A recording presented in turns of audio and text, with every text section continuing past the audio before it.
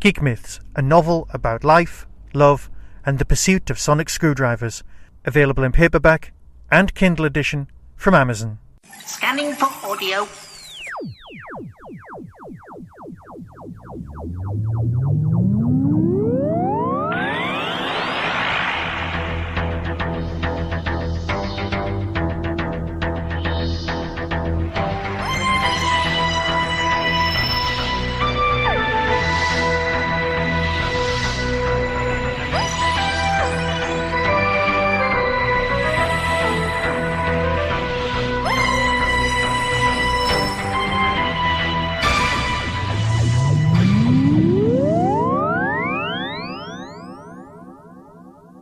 Just what is it that you want to do?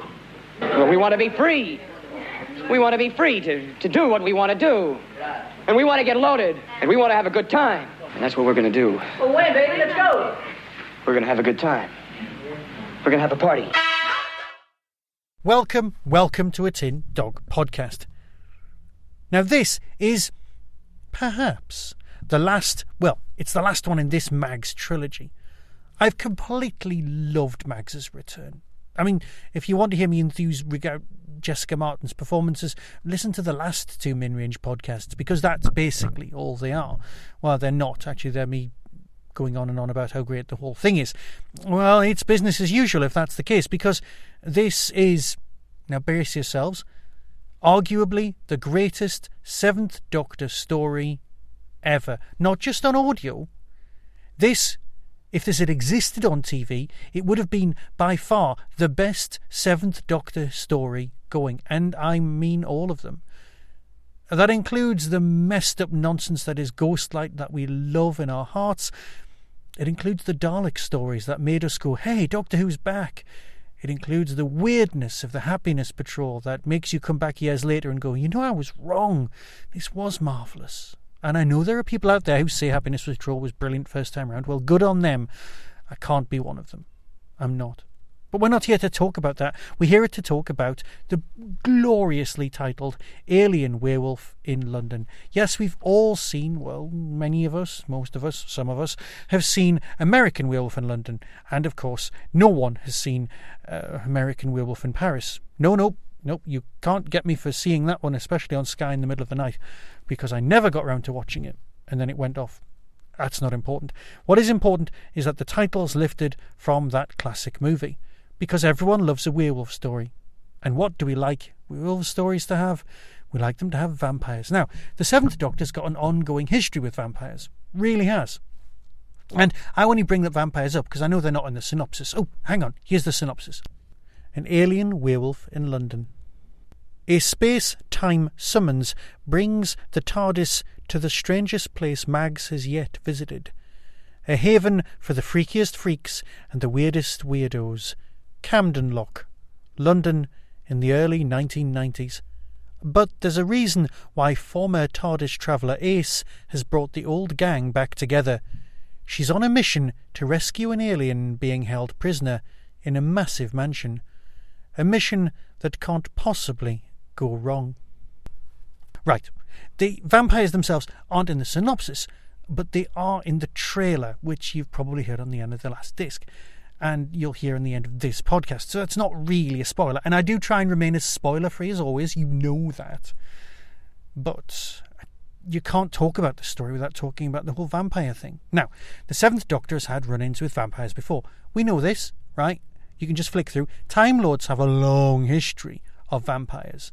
We've got that as well. And they do appear in Doctor Who, but there's always a bit of a scientific explanation. Yeah, I know you were paying attention. You know all this already. But that's only layer one of the story. You see, that's what gets you going. You start thinking, hey, there's so much backstory being laid out on the table in front of us. Where's this going? By the end of episode 1, you're thinking, there's nowhere else for this to go. And boy, oh boy, are you wrong. It builds, it twists, it turns, it curves, and it's so beautifully constructed. And you know what I've been saying about making stories of their time? This is the best example I could think of. Alan Barnes has done a superb job here. He's crafted a whole world. It's just world building upon world building. Now, I know all that I forgot about Ace being on Earth at the beginning. But she's not even called Earth anymore. She's not even called Ace anymore. She's called McShane. Because it fits in with the ongoing, well, doctors in the Virgin novelizations. Sorry, I'm tripping over my words today. It's been a very long day. So the 1990s, you know, they felt like the distant future, and part of me thinks they still do. I still think that everything stopped in the year 2000 and we just haven't noticed. Everything's winding and grinding down. Perhaps it's just because I'm getting old. I mean, just as a sideline, I hope you don't mind me digressing, because let's face it, you've hung around this long. This week's marks the 35th anniversary of me visiting the Normandy battlefields when it was the 40th anniversary. See, I went with the school. Basically, the same length of time existed between my visit then, which I've got very, very vivid memories of, and now, reversed again would be when they were actually happening, and that doesn't feel long at all. All of time's becoming strangely confused as I get older, and the 90s were apparently a time of my formative years. The music also plays a massive part, and there are side swipes at music left, right and centre in this. So many popular cultural references that were almost bordering on breach of copyright. And let's face it, it's difficult enough to quote certain things, because you have to pay rights, especially when it comes to songs. It's very, very weird. So yes, this is arguably the most of its time. And in the 90s, when it came to vampires, we had Buffy. Yes, this is not Doctor Who does Buffy, but in many respects it is, because Buffy was so great.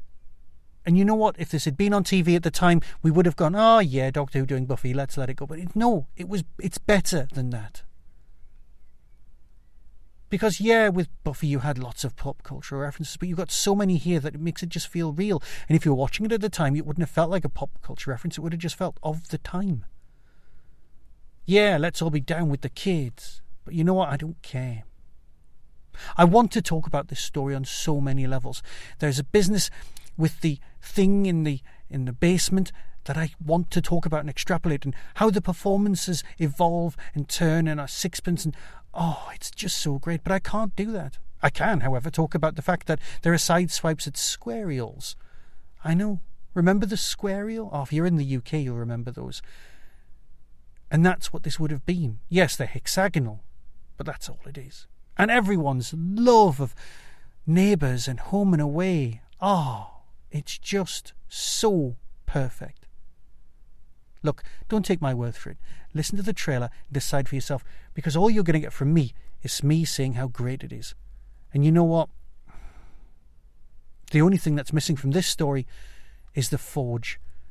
And the fact that nobody mentions that the Ace and the Doctor have had run-ins with the vampires and the werewolves of England before. And I don't really care. I mean, that was, 15 years ago in BigFinish world? But it is the same Doctor, and it is the same Ace. And I was almost expecting a Torchwood thing, but that's just wrong. It's so wrong. Here's the trailer. Decide for yourself. But as far as I'm concerned, you'd be a fool not to get this one. More mags, please. And because of the ending of this story, well, spoilers, sweetie. Be seeing you.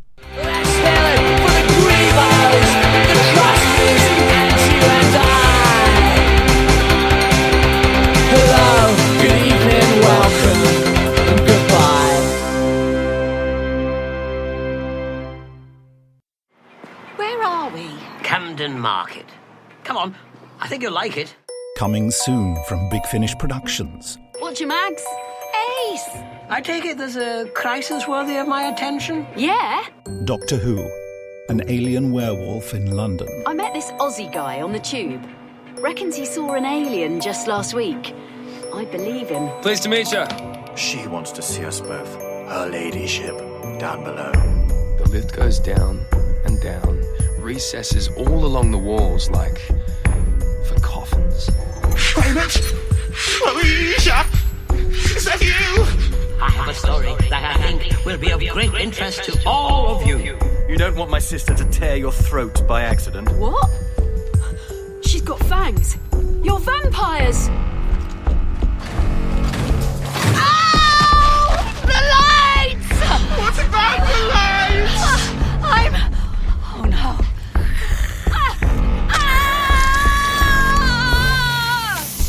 I'm not a professor, but I am a monster.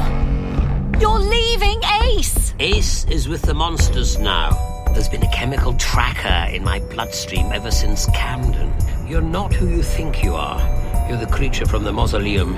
Come to me. Come to me! BigFinish. We love stories. Oh, Doctor. I'm so gonna have you. You see if I don't.